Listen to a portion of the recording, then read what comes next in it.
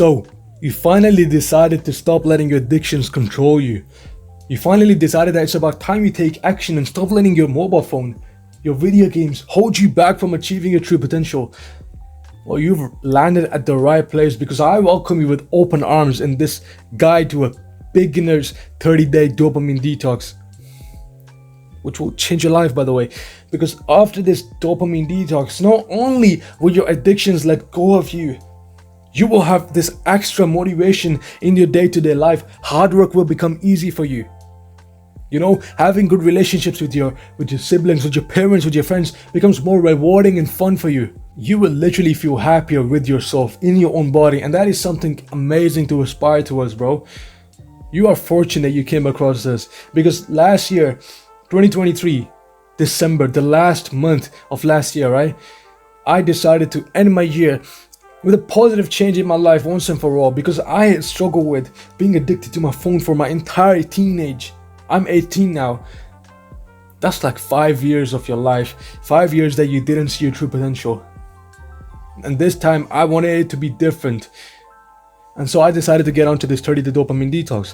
I saw this podcast of Dr. Andrew Huberman along with Dr. Anna Lemke, where they, discuss how a 30-day complete fast with no access, completely restricted access to the drug that you're addicted to was what worked best for addicts. Well, I said, okay, this is scientifically proven, and this seems to be the only resort for me. It gradually never worked. I've tried all these tactics of, okay, gradually decrease your screen time, gradually stop playing video games, or discipline tactics such as go onto your mobile phone only after you're done with work, or do the hard work especially when you don't feel like, because if it's easy, everyone would do it. This never seemed to work for me. So I said, let's put the systems in place and let's get to work. Well, how did it go? At the beginning, it was going amazing. Everything I could have wished for. I was focused on my purpose, focused on my goals, in a flow state with my work. I actually enjoyed studying. I was resisting the urges. But then around the 2-week mark, just as about things were supposed to get better, because it gets worse before it gets better, I relapsed. The urges were so strong and the work was so hard, apparently. Well, after that, it was just on and off.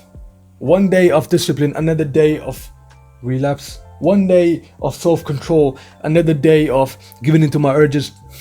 Well, bro, that disappointed the hell out of me, bro. If you don't want that happening to you, listen up. Because I missed out on these two simple things that if I were to have implemented, I would not have relapsed. They would have completely prevented me, or 99% of the relapses wouldn't have happened if I'd implemented these two simple things. And I'm gonna be telling you those two things. If you don't want to be disappointed in yourself, just hear me out, bro. But right before we get into that, if you're someone that looks at all these motivational speakers talking about getting to work and just working hard, putting your head down, going monk mode, and just becoming the best version of yourself, but then you can't seem to find yourself motivated enough to get through a 3-hour session of studying. You can't even do that much. It's just hard for you to sit down and get to work. You lack discipline. Well, how do you build discipline? If you hop on a one-to-one call with me, bro, I'm gonna provide you the max value that I can. It's the first link in the description. I will make a personalized, specific, step-by-step plan to help you get onto the path to self-actualization, bro. Your future self will thank you. Now, I'm gonna give you these 2 points. But bro, the reason you need to implement these points and take them so seriously in a dopamine detox is because you need these systems in place. You need these tactics in place. Because all my life, one thing that I neglected was the humility to accept addiction. The fact that I was addicted to something. And bro, if you don't do that, right, you will waste another year of your life. If you don't have the humility to take addiction seriously and say, okay, this is a serious problem in my life that I need to fix, I need to take action, and I need to put scientifically proven tactics in place to get over these addictions, you will waste yet another day, another month, another year of your life. And so point number 1, my friend, is you need strong men by your side. This is one thing that we in this day and age, we egomaniacs, right, neglected so much, because we think, oh, this is addiction. If I don't want to do something, I have the willpower, I'm confident in myself. Believe in yourself, guys. You can do it. You can do it 100%. It's easy. Well, why are you still addicted? Why are you watching this right into the video? It's because that doesn't work. You know, humans are social animals. We've always lived in and thrived in tribes. That's because you can't do it alone. The lone wolf dies alone, bro. And he dies sad, miserable.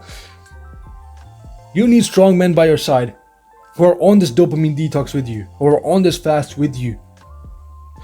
And also they take active steps to ensure that you don't relapse.